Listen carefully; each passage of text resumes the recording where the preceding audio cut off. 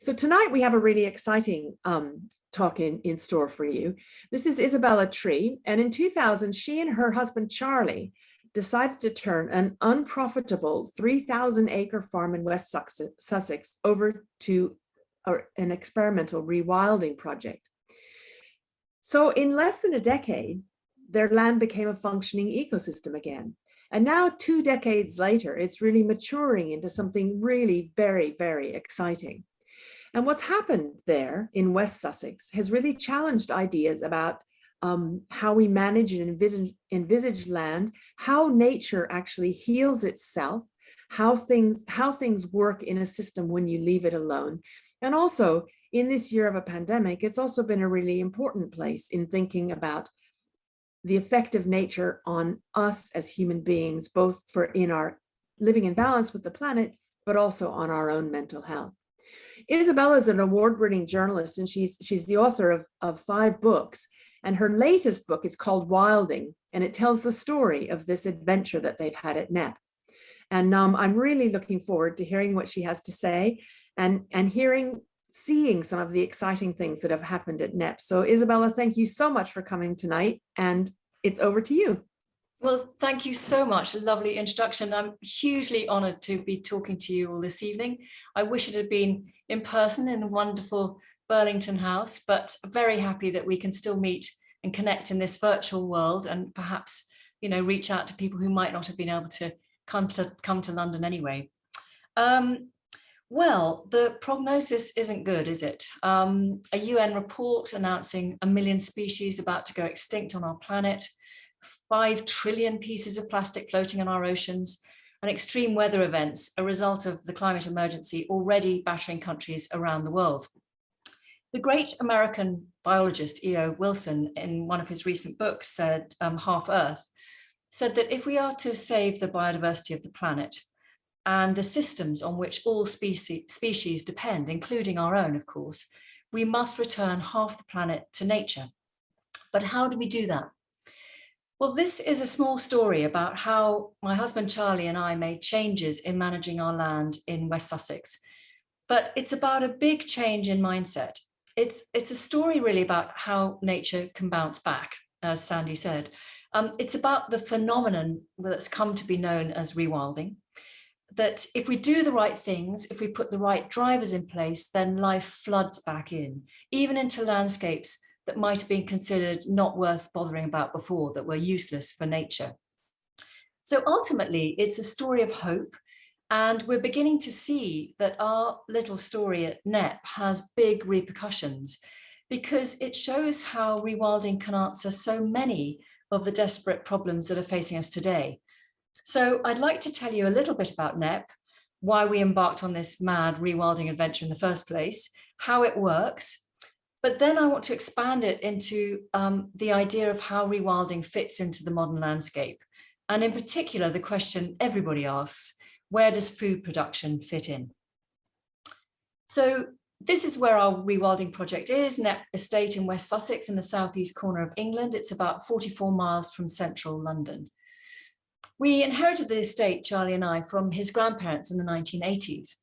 Most of the land was under intensive arable and dairy production, but of course that hadn't always been the case.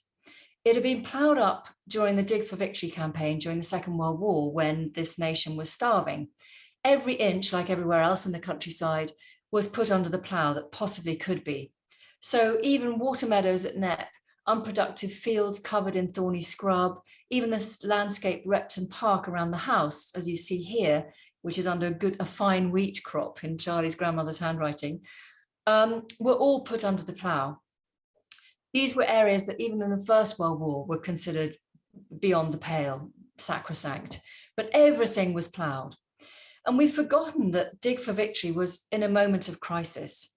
After the war, many leading agronomists, such as Professor Sir John Stapledon and farmer George Henderson, who wrote the Farming Ladder, recognized that this dash for arable crops, and in particular continuous cropping and dependence on chemical fertilizers, was not sustainable. In just a few years after the war, they were already beginning to see the telltale signs of soil degradation. So they begged the government to return to the old ways of traditional rotational agriculture, allowing the land to lie fallow periodically so the soil could recover. But of course that didn't happen. Like Europe and America, we became hooked on the idea of maximum production.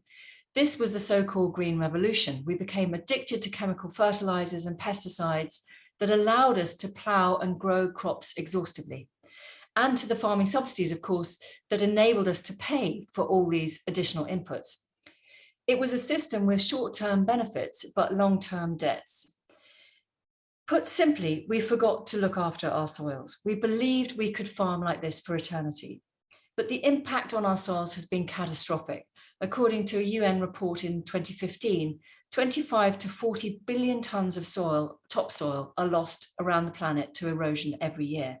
In the UK, the cost of soil erosion is between £900,000 and £1.4 billion a year. Astonishingly, like Europe and the US, we were also overproducing. So UK farmers were contributing to grain and butter mountains and milk lakes, way more food than we could ever consume. So we started feeding grain to our beef cattle and then our dairy cattle, and heaven forbid, even to our sheep. So we entered into this era of factory farming, of animals kept indoors in intensive feedlots. And we consider this to be a way to produce cheap food. Though, of course, none of the carbon and environmental costs, let alone the human and animal welfare costs, are entered into this equation. And we're still overproducing grain. So now we've started to feed it to our cars. Wheat, maize, soybean, and sugarcane are all now grown to make ethanol for fuel. And the reason we even consider doing this, why we put an increasing amount of land under, for example, vineyards, is because we are already producing way more food than we need.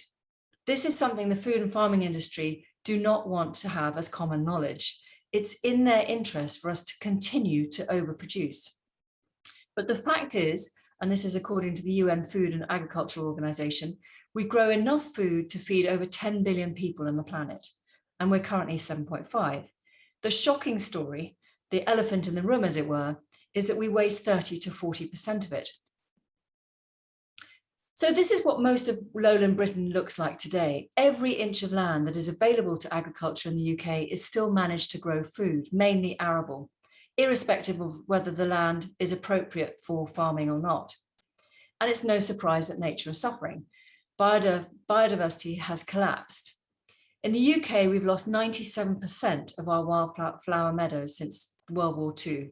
We've lost 90% of our wetlands, 80% of our heathlands. We've pulled up 75,000 miles of hedgerows since World War II. We pulled up tens of thousands of ancient woodland, more in the 40 years after the Second World War than in the 400 years before it. So the effect on wildlife, we know, has been catastrophic. Just moths on their own have declined 88%, and butterflies 76% since the 1970s. We've got 40 million fewer birds in our skies than there were in the 1960s when I was a child. And this was our land when we took over at Knepp 40 years ago. So when we took over, Charlie and I, we assumed we'd simply continue farming, just as Charlie's family had done for decades. We farmed, we ploughed right up to the front door. The problem was that the farm, when we inherited it, was already losing money, even with subsidies. We assumed, I suppose, with the kind of arrogance of youth, that this was really his grandparents' problem, that they hadn't invested in infrastructure, which was absolutely true, and that they didn't know the new technology is also true. And Charlie, straight out of agricultural college, felt he could really bring the farm to life again. He could turn it round into the 21st century and make it profitable.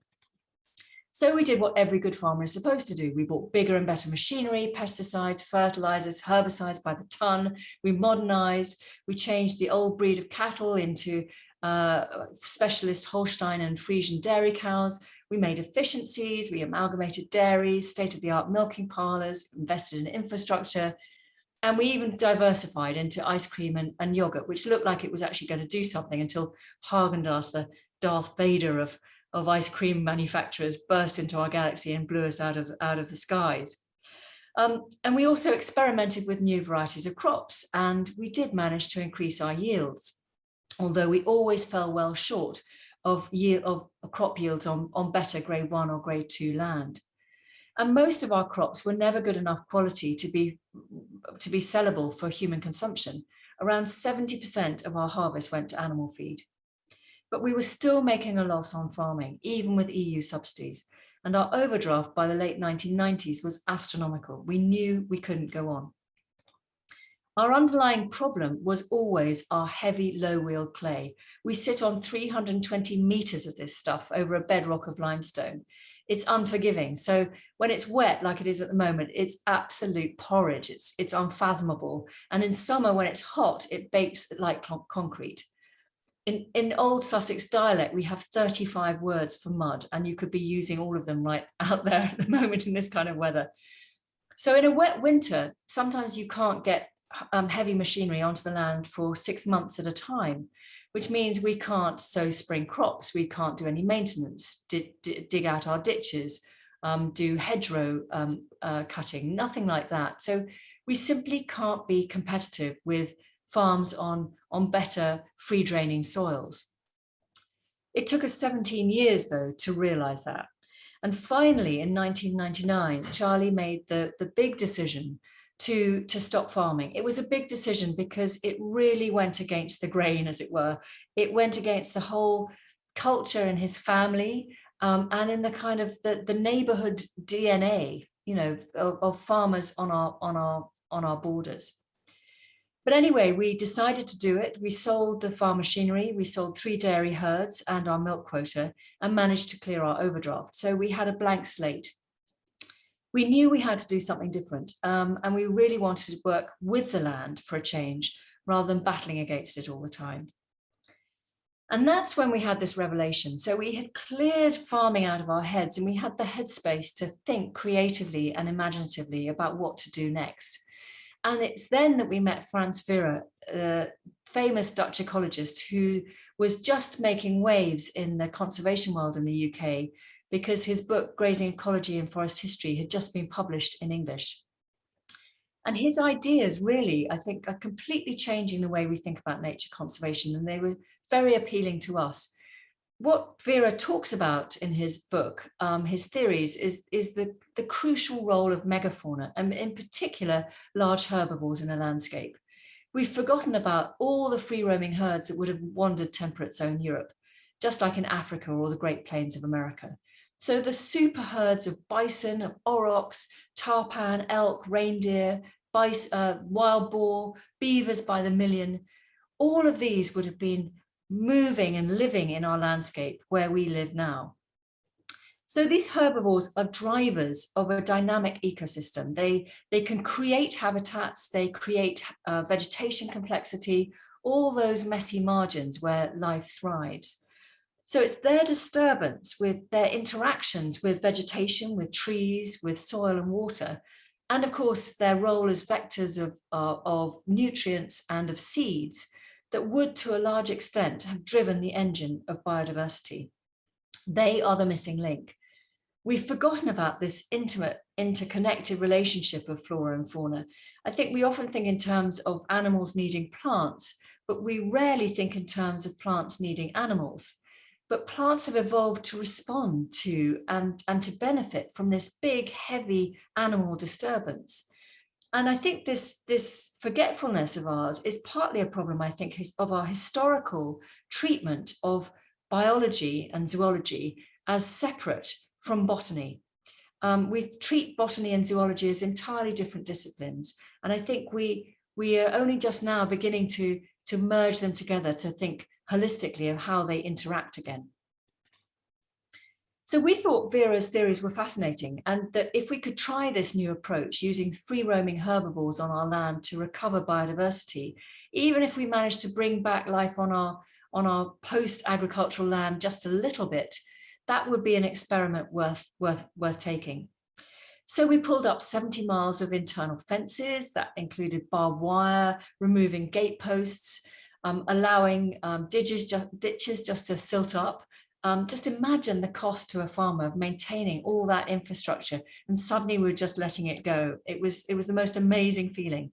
My husband Charlie had a fantastic time breaking up all the old Victorian drains that had been trying rather ineffectually to keep our land dry.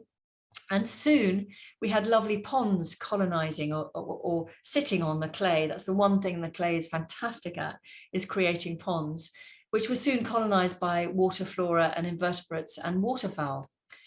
And we allowed thorny scrub, like you see in the picture, to begin to push through the fields and the arable stubble. So we had naturally regenerating blackthorn, hawthorn, bramble, dog rose, and saplings emerging amongst all this new vegetation. And then finally, after about 7 years, we managed to get higher level stewardship funding from the government to ring fence the whole estate. That was the costliest part of the whole exercise, to begin to introduce our free roaming animals. So obviously, many of our original megafauna species have gone extinct. We hunted them to extinction, but we can use domesticated animals as proxies. And just a word here about a common misconception, I think, about rewilding. Often people think it's about recovering the past, but clearly we live in a world that has been entirely transformed from something that was existing about thousands of years ago. It's been transformed mostly by humans, but not always.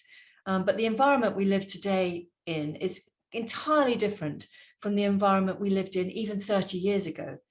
Hydrology, soil, climate, even geology has changed. And so have many of the communities of species that are now living together in one place that would never have come together before. So everything is completely different today and changing all the time. Nature is not static. So instead, rewilding is about using the tools we have left to us at our disposal today to kickstart natural processes again and to create novel ecosystems. So at Knepp, we've used domesticated descendants of ancient animals that once roamed our land, really as proxies for recovering that kind of disturbance to kickstart new habitats. So you can see at the top of this picture a wonderful cave painting from Lascaux in France, made about 17,500 years ago, of an aurochs. And beneath it, our old English longhorn at Knepp, doing a really good imitation.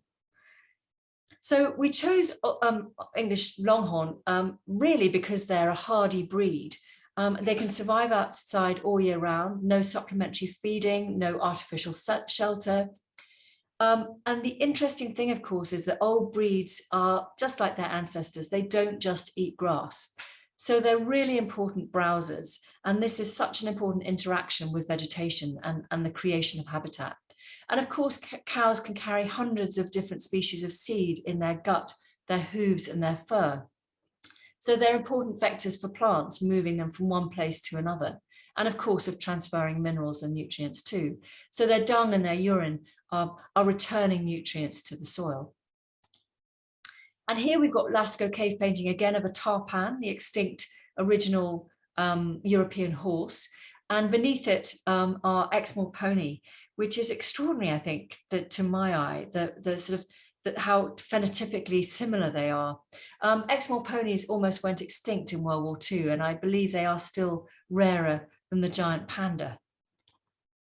So again, there's a different mouthpiece in the environment at Knepp by introducing these ponies. They're doing different things, different behaviors.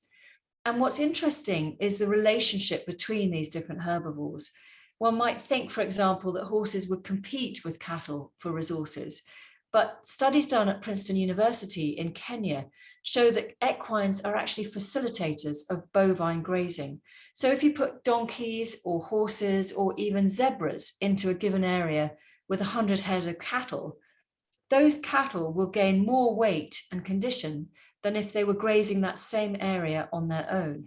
It's totally counterintuitive, but of course what's happening is that the horses are taking out the tougher fodder, the really rough stuff that the bovines can't stomach. So at Knepp, our ponies are eating really thatchy grasses, reeds and thistles that the cattle can't stomach.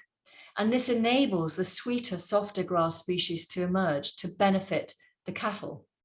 So I often have in my head this kind of image, this of tarpan, huge herds of tarpan in prehistory moving through our landscapes with aurochs following on behind in the slipstream of the habitat that the tarpan have created for them. And we have 3 different types of deer. So we have red, fallow and roe deer. Also, these are really our heavy browsers. But again, they're different mouths in the landscape doing different things, choosing different plants, and also in the rut, they're big disturbers, so turfing up the soil with their antlers and generally bashing the trees and the shrubs about.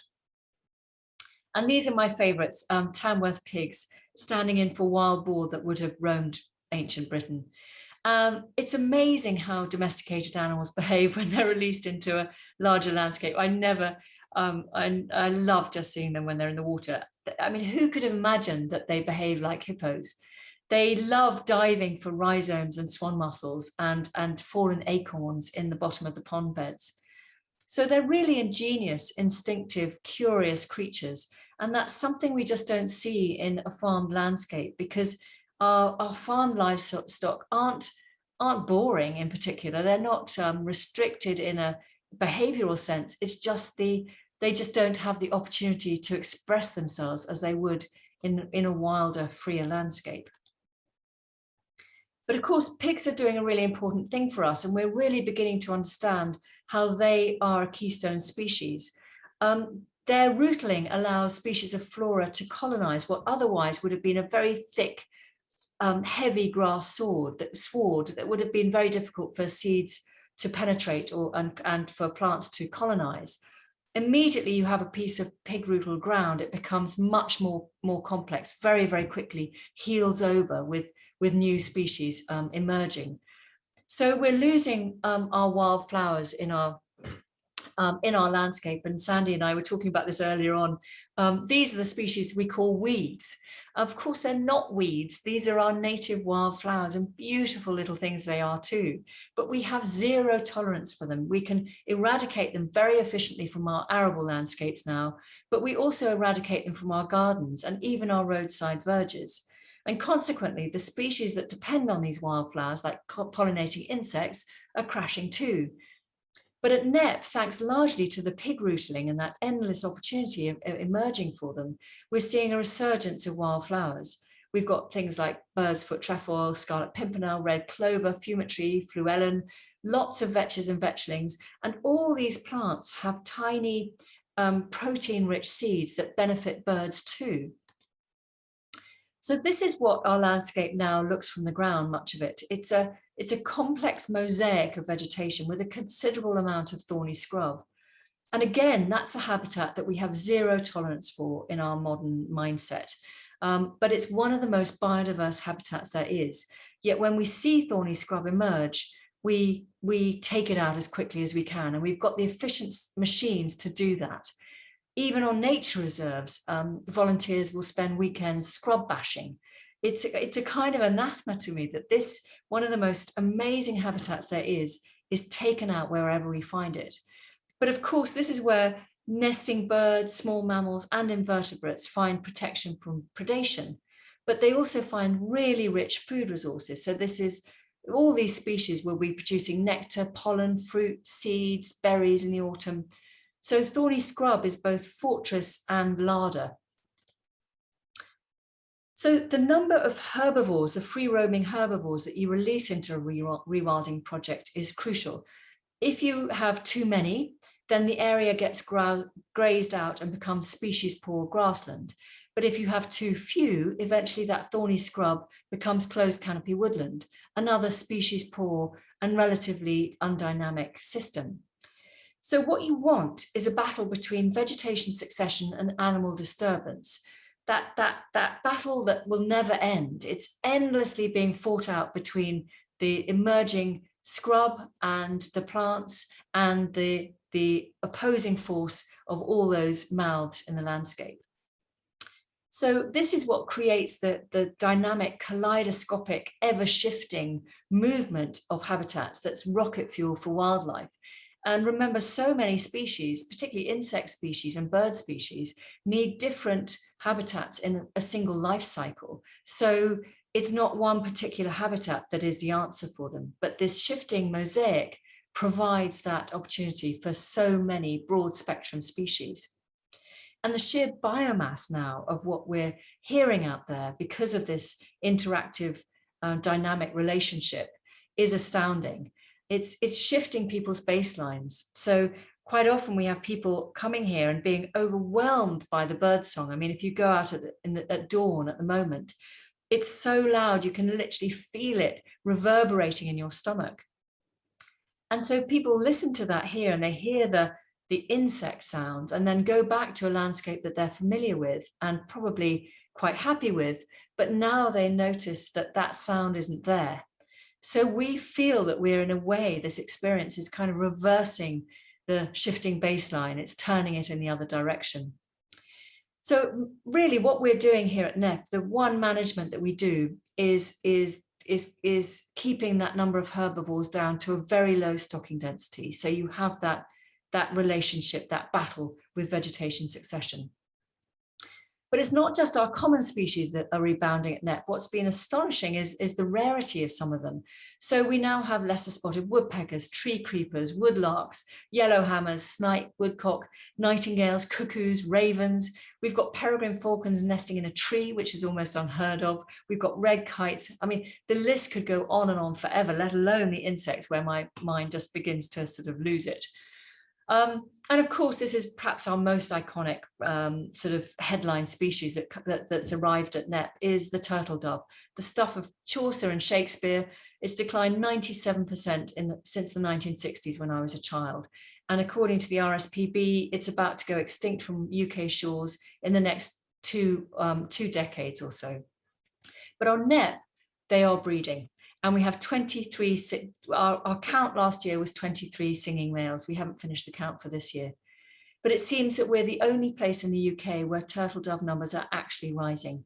And of course, this is another of those bird species that will be benefiting from the tiny protein-rich seeds on those weeds or wildflowers that are coming back in that pig-rootled ground. And we have all 5 species of British owls, including the little owl on the left, which predates on beetles. And it's having a whale of a time on our dung beetles in particular. So obviously now that we have no avermectins, no wormers or antibiotics in our livestock, the dung is perfectly organic. It's not killing all the insects that come into contact with it. And it's become a sort of a haven for dung beetle species.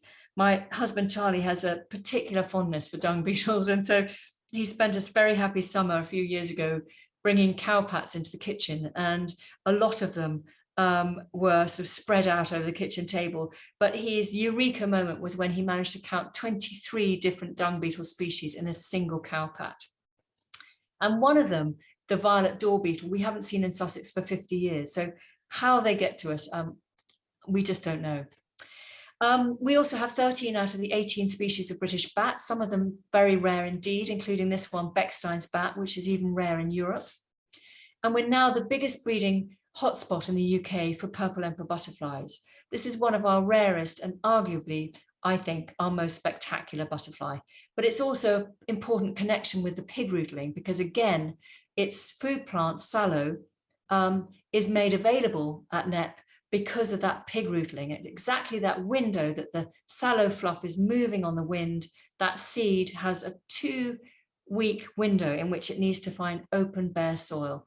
And that's what it finds because thanks to pig rootling. And so pigs equal purple emperor butterflies, an emergent property we would never have been able to predict. So this is what's happened to our land in the 20 years we've been rewilding. We've gone from a depleted, polluted landscape to one of the most significant biodiversity hotspots in Britain. And none of this vegetation that you see appearing here, any of the trees, the oaks, ash, sallow, birch, crab apples, or wild service were planted. There was no money spent on buying saplings from commercial nurseries, no polypropylene tubes or tannalized wooden stakes or plastic ties. No direct financial or carbon costs, no effort. We can get trees back in our landscape simply by sitting on our hands. And arguably, that is the best way to do it. If we're talking in terms of not just carbon, but biodiversity, and certainly the future resilience of our trees, we have to be looking at the genetic diversity of wild trees in our landscape if they're going to be resilient to diseases and climate change. Well, thankfully now rewilding is beginning to take off, and we have hundreds of thousands of acres already being rewilded in the UK. But many people, and particularly farmers, I think, struggle to see how rewilding fits in the landscape of the future. How will we grow food to eat? How much land do we need to rewild? Will we recognise our own countryside? Will we lose ourselves in a morass of thorny scrub and wetland? Well, this is how we picture it working. This is our green and pleasant land. It's an actual photograph of a landscape in England.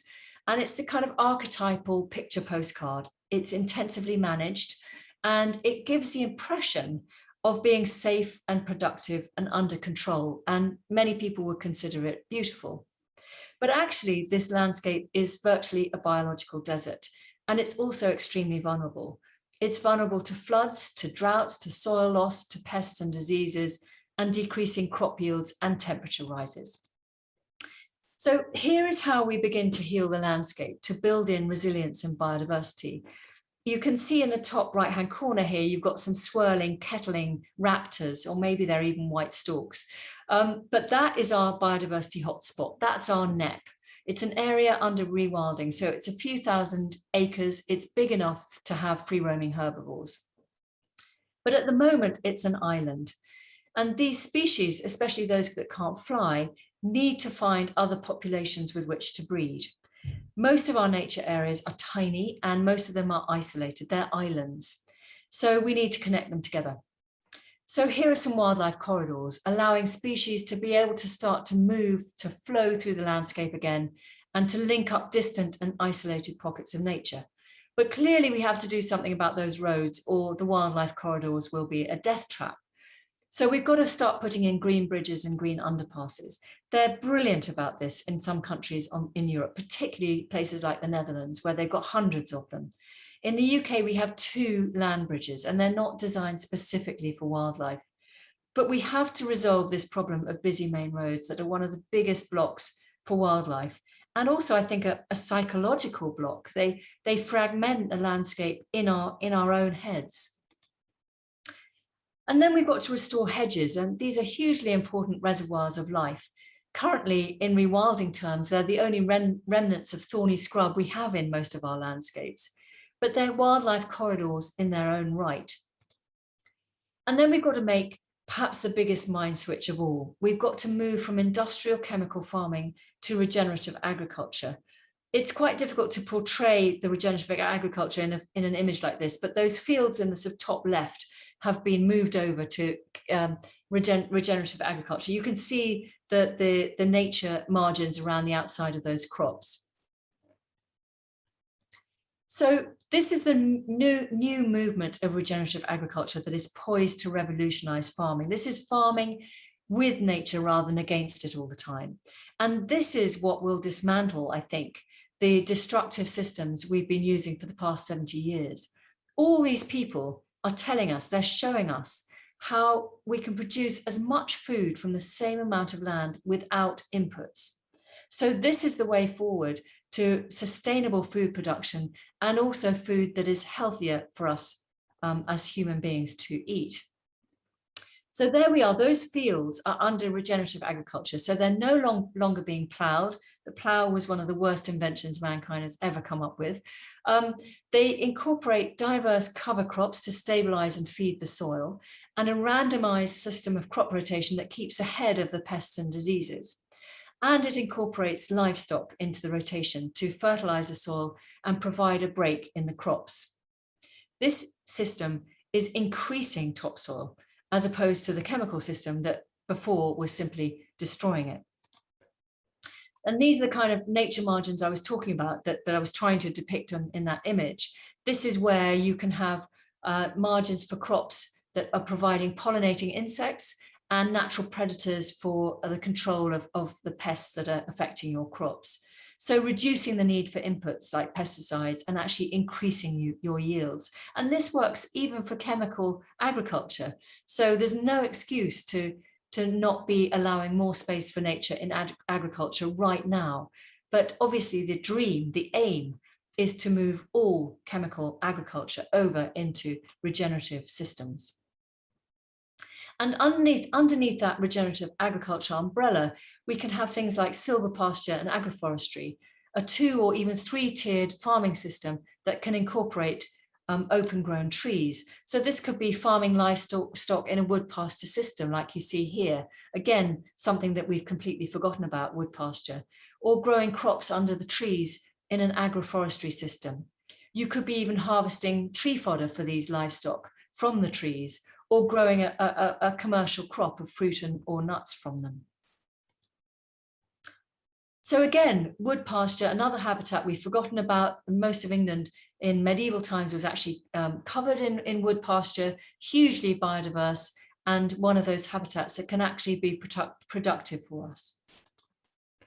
And then, of course, we have to rewild our rivers and restore our floodplains to protect ourselves against flooding, but also to combat water pollution and to replenish our water tables. Beavers, another herbivore, and probably one of the most important keystone species on the planet, can do all these changes for us for free. And so all of this regeneration will also be sequestering carbon, so pulling us back from the brink of planetary catastrophe. You can see all the different values for carbon storage in this picture. So this is what we've come from, our depleted landscape, to something that is much wilder, much richer. And hopefully it doesn't look as scary as people initially might think. In fact, this landscape is now both more dynamic and more resilient, so it's safer for us as a species. And humans are still very much part of this landscape, if not more so than before. There is much more opportunity for recreation and connection with nature in this landscape than the one we live in today. But we have no time to waste. This is the decade in which we need to act if we are going to reverse biodiversity loss and find ways to provide ourselves with a safe and sustainable future. Much of this vision of a restored countryside, of the wilder countryside, is in the government's 25-year environment plan, which has formed the basis of the Environment Bill. And it's also in the forthcoming Environmental Landscape Management Scheme, which is going to replace the old farming subsidy system. But our challenge now is to see that those ambitions are actually met, because at the moment, there's still massive vested interests in seeing that we don't change our ways.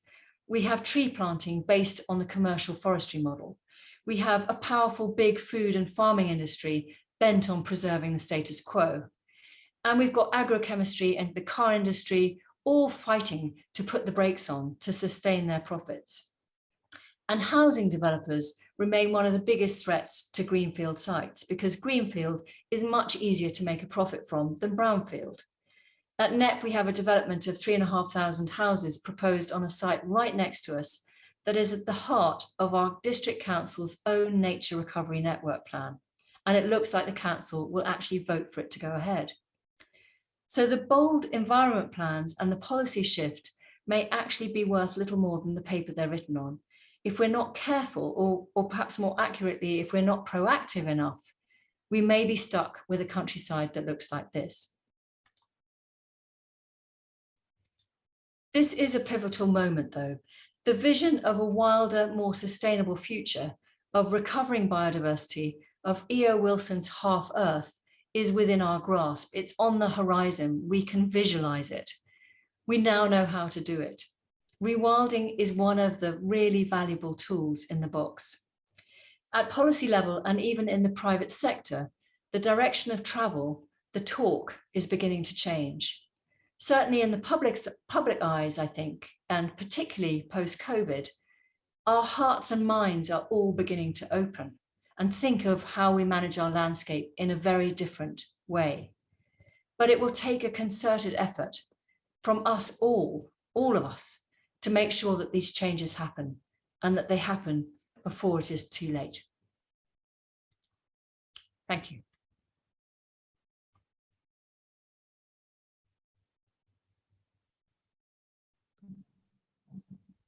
Thanks a lot, Isabella. We have a lot of questions in the Q&A box, so I'm just going to start with the first one. It's from Jordan Stone, and he asks, won't farmers that adopt nature-friendly strategies be outcompeted by other farmers who use the latest intensive farming strategies, at least in the short term? Well, I think that the movement of travel is certainly in this direction. And if you talk to regenerative farmers, they will certainly say that what is happening, and one particular farmer I'm thinking of, so if you're interested in this question, Gabe Brown, who has written a book called Dirt to Soil, he's also got some amazing YouTube talks. He's a North Dakota farmer, and he basically went bust. He suffered several droughts, I think, and a hailstorm, and literally could not afford the inputs to put onto his farm. So after a painful few years, he has turned his farm around. He is now in the top 25% of producers in North Dakota. His soils are much warmer because they've got soil biota, they're functioning, they've got life in them. So the temperature of his soils have actually risen, which means in comparison with his neighbors, he's got a longer growing season. So he's now sometimes growing 2 crops to their 1. He's not even having to irrigate like his neighbors do. And what he's found is that because there's no inputs, he's actually producing more food with less effort and healthier food at a lower cost. So he is passing on that saving to the consumer at his farm gate. So I think at the moment, it's simply a matter of distribution and of scale. But logically, if you're chucking a whole load of inputs onto land, it's going to and compare it with another that is functioning and producing as much food without, the one without the inputs is going to be cheaper. So it's a very interesting question, this how we make this transition. And of course, remember, we've got to start costing into the cost of our food the environmental costs, because that just doesn't even feature how much we're having to pay in our water bills, for example, for polluted water that is caused by farmers using nitrates, and by soil loss, that is the soil particulates that are flooding into the water systems. So this is all very interesting, but one of the big movements here is called Groundswell, and that is a conference that is a farming conference that started up about 4 or 5 years ago, I think. And this year, I think 3,000 or 4,000 farmers went to it, and George Eustace spoke at it. It's becoming a really interesting at the vanguard of this new movement. Right. We have an anonymous question. How should rewilding practices be defined to eliminate the risk of greenwashing from estate owners looking to profit from the movement? Gosh, that's an interesting one. I think it's a very interesting one. And I don't know if an estate owner would actually just be paid simply for rewilding. I think it all depends on the habitat metric. I think that's how things are going to be measured. And we would take a great deal of issue with the current DEFRA metric. It's just been published, the new metric, the 3.0 new metric. And as far as I understand, brambles and ragwort and thorny scrub score very low. They're regarded as a depleted, degraded landscape. So Knepp would actually score very, very low on the DEFRA metric. And in fact, we're one of the most biodiverse habitats there is, and we have plenty of scientific evidence for that. So but I think how should you define rewilding is a very interesting question. And I would argue that one shouldn't even define it, because what rewilding is really about putting natural processes in place and letting nature perform. And you can do that on any scale you like. At the larger end of the scale, you might have, say, Yellowstone National Park or Chernobyl exclusion zone, where you don't have humans in the mix at all. You've got a functioning ecosystem, which is pretty much complete. It's got apex predators and everything else. And so you don't touch it and it functions on its own. At the scale of Knepp, you are managing your livestock, your animal numbers. That's pretty much only the management that you do. But if you get smaller, then you're having to replicate, or at least try to manage in a way that enables those natural processes that wouldn't happen in such a small area to happen. So you are being the proxy, you're being the rootling pig or the browsing pony. You're using your secateurs in your garden like a browsing pony. You're using your trowel in the soil like a rootling pig. But you're consciously mimicking natural processes and always trying to move further along the spectrum of the rewilding scale. So connecting with other areas, working out how you can be a stepping stone or a wildlife corridor that can connect areas together again. So you're increasing the potential of natural processes all the time. So I know it's very unscientific not to come up with a precise and kind of accurate definition of rewilding, but I think it's actually probably important not to have one. Right, and on the topic of animal management, there's a question here from Alan Hildrew. In the control of large herbivores, do you manipulate things like the sex ratio or the age structure of the herds? Do you try to imitate large carnivores, which you cannot have? And does the practice earn an income from meat? Yeah, I mean, first question, last question first, perhaps. Yes, we do derive an income from the meat. We produce about 70 tons of live weight. So that's about 30 or 35 tons of meat from the project every year. So that's venison, pork, and beef, and that brings in a big income stream for us. When we sold on the open market as organic, I think we got about probably £180,000 a year from it, and we hope to double, if not triple that, now that we are selling direct to the consumer. And we believe that we all should be eating much less meat, obviously. But if we are eating meat, we should think about where that comes from. And so we feel that there is a growing market for ethical meat, particularly if you're sourcing your meat from a project that is sequestering carbon and producing biodiversity. Yes, we do manage our livestock in a way. The cattle is a little bit more difficult because we're under livestock regulations, normal farming regulations. So they are managed in a particular way, and we take the bull out of the herd, and because there were concerns that they might be covering heifers too young.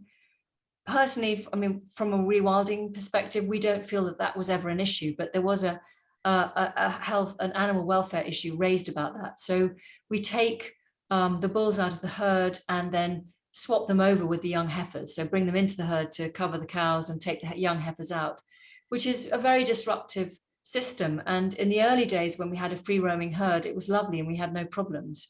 But we do this because of perceived potential animal welfare issues. Otherwise, we do try and keep a sort of traditional, a natural herd structure. So culling across the age groups.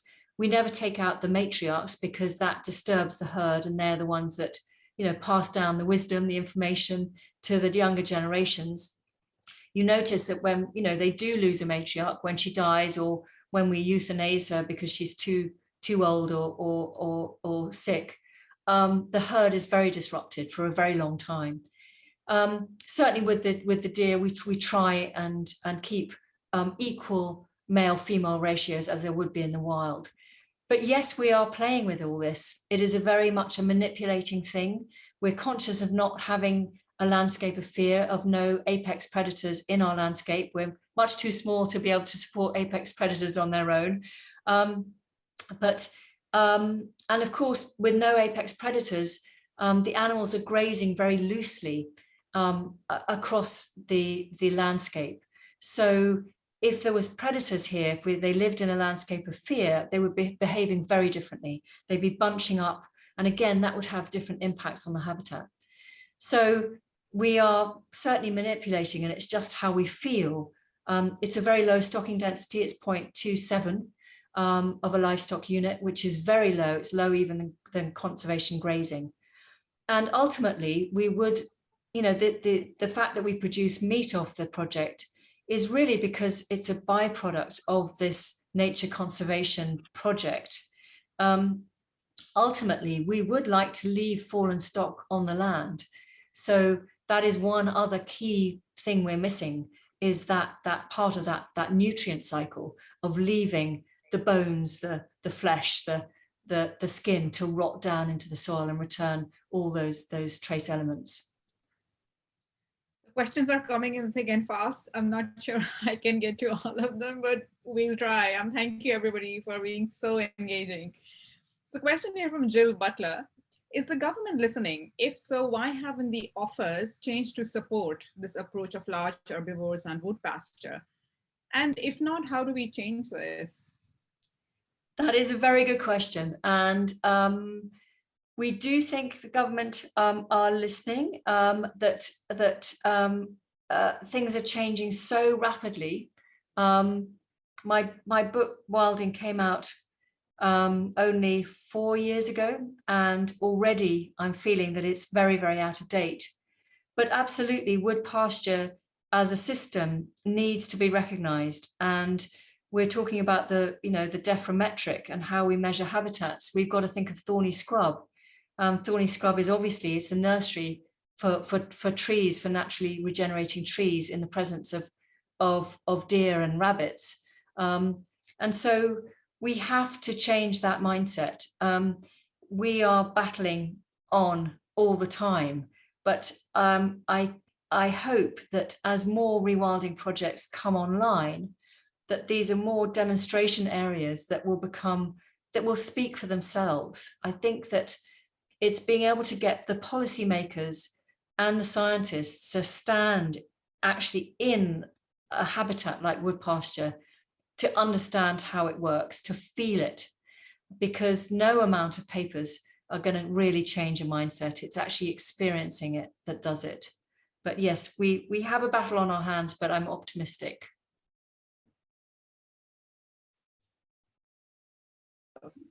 Question here from Miranda Pellew, and I'm pretty sure you must have faced this at some point. She asked, hi, my local farmer is beginning to practice regenerative agriculture. However, he's pulling up the ragwort because of cutting the grass for hay. He says that he needs to remove the ragwort due to its poisonous properties when dried in hay. If he didn't do this, he would have to spray with herbicide. Is he right to remove it? Absolutely. So ragwort is poisonous to large herbivores. It does take an enormous quantity of ragwort to give a large herbivore like a pony or a cow liver failure. They have to, I think, eat almost their body weight in ragwort, but it can also be a cumulative thing. And so if they recognize it, if it's out in the wild, it's a living plant, they don't touch it. It's like any of the poisonous plants out there, like daffodils. You won't find any herbivore eating a daffodil. And so it is a problem when it's cut in hay. They can't recognize it. So of course he's right to do that. It's wonderful that he has a wonderful wildflower hay meadow, and is picking the ragwort by hand. Absolutely fantastic. And I think that should be rewarded, surely, in a funding sense. But certainly in the wider landscape, ragwort is incredibly precious as a food resource for insects. I think it's got more than a dozen insects that depend on ragwort alone. It's a native flower, obviously. It flowers very, very late in the season. So it's probably one of the latest flowering plants. And also at night, that lovely acid yellow flower attracts night flying moths, which we know are better pollinators even than honeybees. So it's a really important plant, and we should be defending it to the hilt. And very, very disappointed to see that it's singled out in the dephrometric as being a problem. There's a question from Kathy. I think it's my friend Kathy. Hi, Kathy. Do you think the proposals for the new ELMS, ELMS, are likely to support projects like Knepp sufficiently and facilitate farmers working at the landscape level? That is the big question. We hope so. What can I say? it's definitely the right direction of travel. It's incredibly exciting for what's happening. Finally, shaking up the whole farming subsidy system that was driving farmers to produce mainly arable on land, irrespective of the damage to the environment and irrespective of that land was suitable for farming or not. It's something that Europe has been trying to change for decades, trying to reform CAP. So this is really, really exciting moment. The devil is always going to be in the detail, isn't it? And also how these things are going to be measured and how they're going to be rewarded. And one particular problem I see is the problem in kind of uplift. So, if you're rewarding a farmer or land manager for increasing biodiversity, increasing soil carbon, increasing tree cover, increasing water quality, all that, there may be an incentive, if we're not careful, for farmers to actually worsen their practices in order to have a greater uplift, bigger payments. That may be very cynical of me, but also what about the farmers, like the wonderful farmer hand picking his ragwort from his hay meadow? What about farmers that are already doing best practice or good practice? How are they going to get paid if there's no available uplift for them? So it's full of questions, Elms. I'm glad it's happening. We've got to watch this space and make sure that the right things happen and the right measurements, the right metrics and the right funding paradigms are enshrined within it. Yeah. Pam Hunter asks, why did you not go for wild boar rather than Tamworths?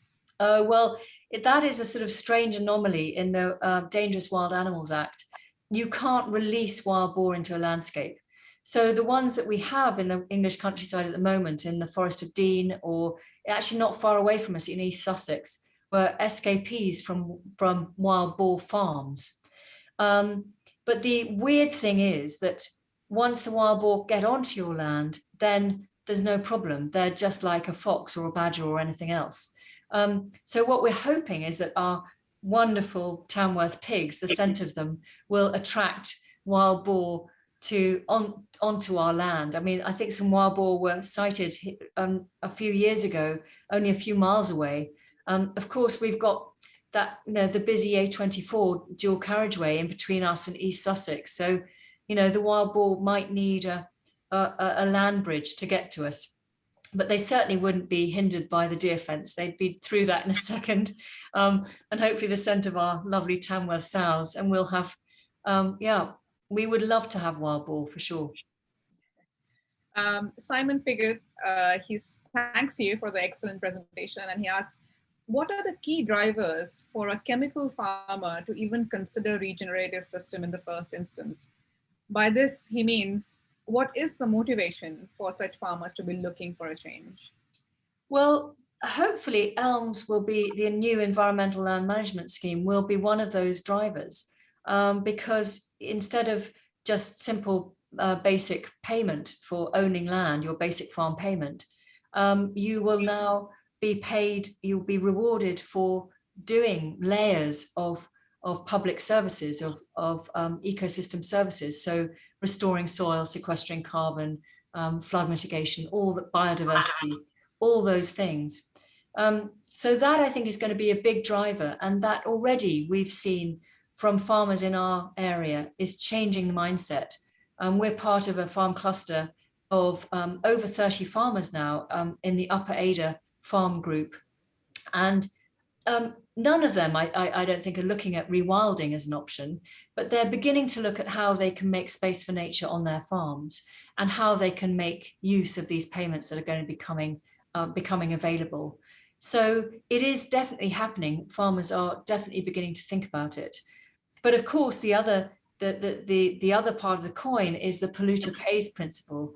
And I think that is going to be leveled with hopefully much more sort of energy and accuracy at farmers. And we're already beginning to see this, a drive in the private sector, for example, where you're seeing companies, or you're seeing water companies, for example, actually incentivizing farmers upstream to change their farming practices so that they're not flooding the watercourses with nitrates and pollutants and particulates, because it saves the water company downstream much more money in the end to solve the problem at source than it does to clean the water at the end of the process. So I think both those things, the incentives for better management coming down the line at us with elms, and the polluter pays principle are what's going to shift farmers into regenerative agriculture.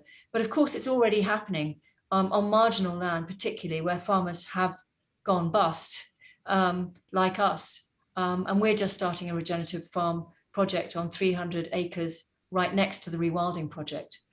So it is, in my most optimistic moments, I think it's like alternative energy about 20 years ago. And none of us could believe that it was really going to eclipse fossil fuels, and it has. And we know that is the future. And I think we're at that moment with regenerative agriculture and the old farming industrial dinosaurs.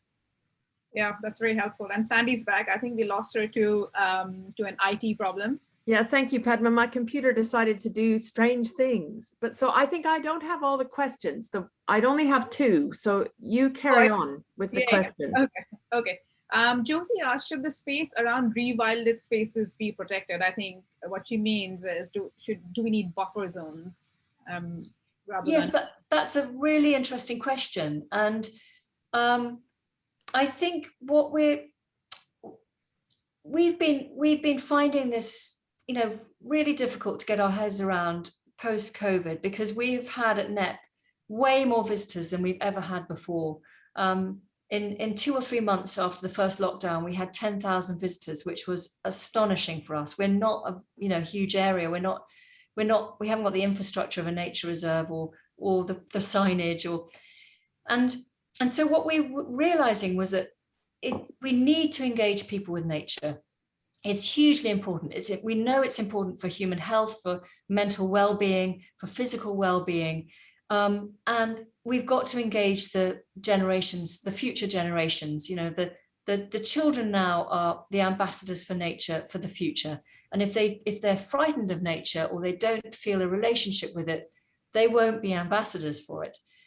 But equally, we saw such disturbance from low-level human disturbance of people wandering off footpaths, particularly with dogs, not intentional, I'm sure, but disturbing ground nesting birds. Nightingales nested a foot above the ground level in thorny scrub, and these were constantly being disturbed by spaniels and the sort of working dogs like Labradors. We have to, I think, find a balance, and until we have plentiful nature out there, I don't think we can allow humans to be widespread disturbers everywhere. So I think it would be good to have biodiversity hotspots where perhaps you don't have human disturbance, or very, very low levels or regulated levels of disturbance, and no free roaming dogs, no dogs off leads, or no dogs at all, perhaps, because a beaver in a river can scent a dog, and that can change its behavior. So allow these hotspots where wildlife can really recover, and having buffers around that would be great, where you do have more human disturbance and people walking, but you've got a much more permeable landscape for wildlife. So wildlife can spill out of the biodiversity hotspot into that landscape. But of course, if we go down the route that I showed in those pictures, hopefully all our landscape will become much more permeable to wildlife. So you'll have regenerative agriculture also being great for biodiversity, and all those wildlife corridors and nature connections happening. And then we'll see a kind of a landscape that is truly living again. And that is, I think, when we can relax a bit, and human beings can, we can jump into and wild swim wherever we want. And I mean, wouldn't it be wonderful to just feel that nature can get on without us, or despite us, rather. That's Sandy, great. Sandy, do you want to I found the questions now. I've got back to the questions.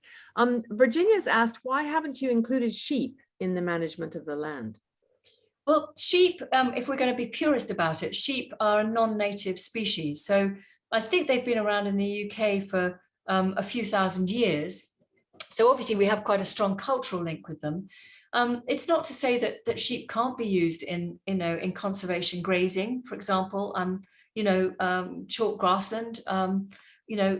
Having sheep on for the right amount of time and the right number of sheep can be hugely beneficial for biodiversity. But from a rewilding perspective, we wanted really to use the kind of disturbing influences that would have been in our landscape before. Mm-hmm. If you think of sheep and their very little tiny, hooves, they're designed, they originate from Mesopotamia, from kind of mouflon and things like that. They're for rocky areas. So when you've got them on wet clay, those stilettos are like, it's like everybody at Glastonbury wearing stilettos. Immediately you're going to destroy your soils, and they're particularly indiscriminate really about their with their grazing. I mean, they're very, they've got these very efficient mouths that can graze down very, very close. Whereas cattle, for example, don't have an upper set of teeth in the front. They rip in a different way. So they have a very different way of grazing. So so we haven't, that's why we haven't used sheep. Well, sheep are also, I can remember living in the tropics, and sheep in wet areas always get terrible diseases in their feet. Poor old things. Kevin's asked, and there's a couple of questions about kind of measurement of biodiversity at Knepp. And Kevin's asked, if you have any independent numbers to evidence the increase in biodiversity? Absolutely. And that is one of the most important things we would suggest to anyone thinking of embarking on a rewilding project, and actually fun for anyone, even if they're rewilding a garden or an orchard, is to do a baseline survey and to do it really thoroughly so that you can tell what species come back. And it's fantastic fun, or what species increase, what species find you that you never had before. One thing we didn't do at the beginning, which we had no idea, I mean, we were new to all of this, but we didn't look at our soils. And even now, actually, it's quite difficult to find soil specialists.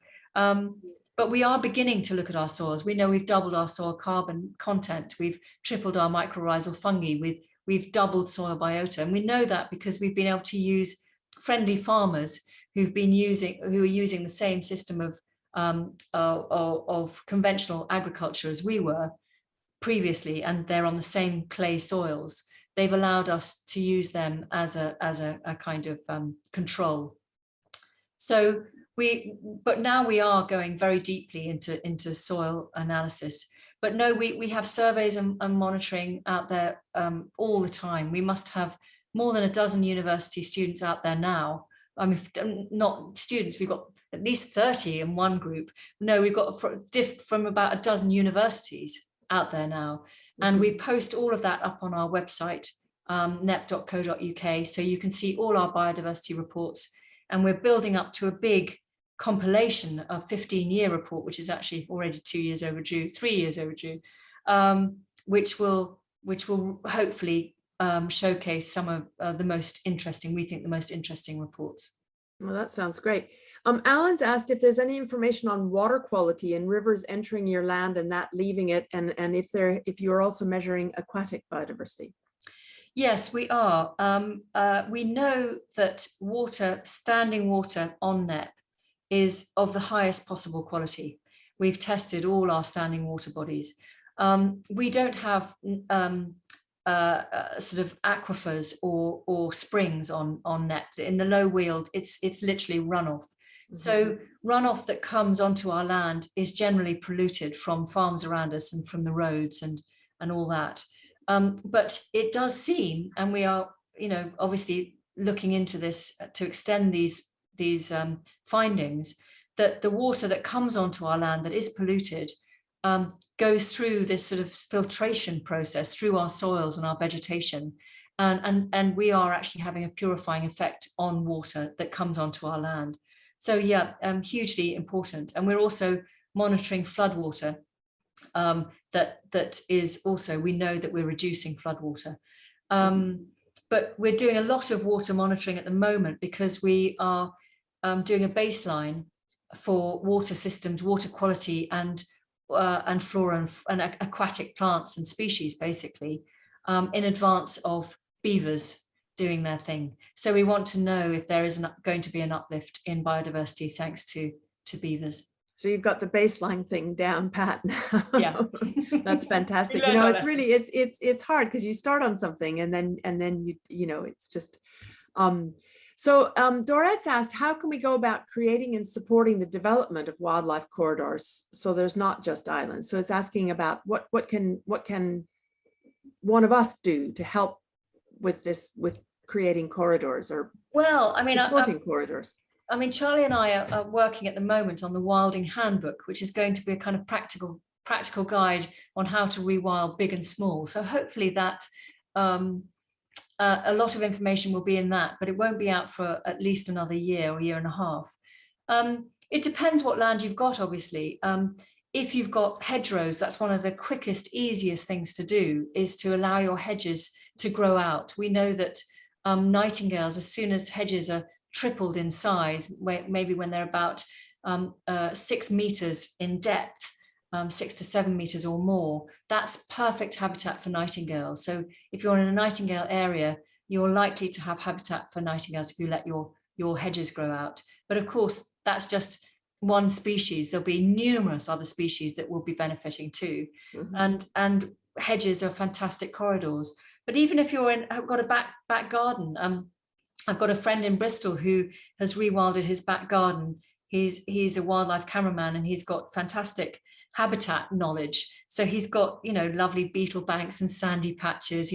I think he had about 20 grass snakes in his garden last count.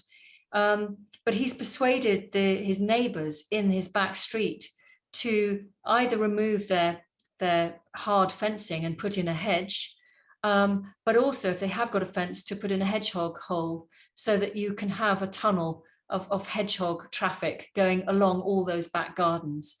And so then if you think by extension, that back street of gardens is now a wildlife corridor. And if one person has a pond, another has some thorny scrub, another has some cherry trees, you know, you're packing in those habitats into a wildlife corridor, which is fantastic. And if that back street of gardens can connect with an urban park at one end, and perhaps with an embankment or a towpath at another, you can then get flow between the wider countryside coming right into your cities again. So it's all about connectivity. Mm-hmm. Yeah. Pagans asked, why do you think there's been controversy with the concept of rewilding? Do you think that the uncertainty and the long-termness of it is why people stick with more conservationist approaches that can be sometimes lower in fulfilling biodiversity levels? I think that's so interesting. Yes, I think it really is. It's often fear of the unknown, I think. But I think it's also about a very ingrained aesthetic that we have of our countryside, you know, the green and pleasant land, and that's very hard to kick. I grew up in Dorset, and, you know, I spent my childhood roaming those, you know, denuded chalk downs. And if I saw them scrubbing up, you know, my head knows that would be amazing for wildlife, but, you know, there's an aesthetic there, a nostalgia that's bound up with it. So it's about letting go of that emotional attachment, I think, to something one has known for a very long time. I think rewilding is also, you know, about letting go of that control freakery that we have, that it's kind of, in a way, it's a quite egocentric idea that the human species has, that nature needs us, that we need to manage, we need to do things in order for nature to be able to function. And so rewilding was really about putting in those things, doing the management at the beginning, introducing your species or allowing natural water systems to recover their dynamism, and then stepping back and letting go. And I think that's a difficult thing for human beings to do a lot of the time. Yeah, we're so used to controlling everything. I actually had a question. We've got lots of comments in the chat about how amazing it's been, what a wonderful talk, and examples from Canada where there's a movement to rewild things in cities, and it's terrific. But I was wondering if this concept of rewilding, the way you've done it in Knepp, is peculiarly north temperate in its nature. Well, and how this might work in the tropics, for example. That's incredibly interesting too. I mean, it's certainly our model is temperate zone Europe. I don't know about the tropics much at all, but I think the theory still holds true, because we often think about our baseline for huge biodiversity in the Holocene, but actually I think, we think of the Anthropocene, our present, moment of the sixth extinction being now. But actually, I think the Anthropocene, if we can talk even in non-geological terms, it started in the Pleistocene when human beings, and I think this is almost universally agreed now, were responsible for the loss of vast numbers of megafauna species. So if you look at the tropics and you look at South America, for example, we lost in excess of 60 species of megafauna. That's huge. Those are huge drivers of biodiversity. If you look at the Pleistocene Park in Siberia, they're looking at the importance of free-roaming herbivores at keeping down that vegetation succession in order to preserve the albedo effect and keep those permafrost from defrosting and releasing carbon. So I think the principle of these big, large, free-roaming herbivores as drivers of system is universal across the planet. But obviously, it's going to change and be different from in different continents. Yeah, I've certainly seen it in Africa, in an extraordinary place I visited once called Old Pejeta in Kenya, which I'm sure you know about, where they have cattle production, ranching, coexisting with large wildlife conservation. It's an extraordinary project. Well, there you go. I mean, exactly what I was sort of talking about earlier about the relationship between equines and bovines and how that can actually benefit. Well, and elephants and lions and everything. The whole thing. Everything else. Yeah, amazing. They have the amazing. whole thing. Yeah. And it's extraordinary, and it's an extraordinary thing. And I think a purist might say, oh well, cattle in that system is not natural, but actually they manage to make the land. They can produce enough to pay for the conservation that they do, which is hugely inspirational in a way that Knepp is really inspirational to see how something can. And what I love about what you've done is that you've shown how resilient nature is. And that doesn't mean we can keep trashing it forever, but it does mean that if we just kind of just lay off a little bit, it'll find a way. Yeah, exactly. And I found great inspiration in a book by Ken Thompson called Where Do Camels Belong? That actually camels in Australia, and I think these are the last wild camels exist only in Australia, are actually providing a mouthpiece that is missing because of all the megafauna, the marsupial megafauna that was lost after the arrival of human beings. Likewise, camels originally, the camelids, originated in America. So what about the camel as a proxy for managing systems in the wild in the States? It's hugely controversial. The wild horses are controversial enough, and yet horses we know originated from America. Mm-hmm. So it's going to be difficult, and there's a lot of cultural difficulties to overcome. But I think the astonishing kind of power of megafauna, of large herbivores as drivers of systems is fascinating. And of course, if you can allow them to do it, it takes all the pressure off human beings, all the responsibility and all the cost which we obviously cannot afford to do. So yes, it's interesting. Yeah, fascinating. I mean, it's funny because in South America there are quite a lot of, well, depending on where you are, there are quite a lot of herbivores. I mean, there's camelids all over the Andes, for example. Yeah.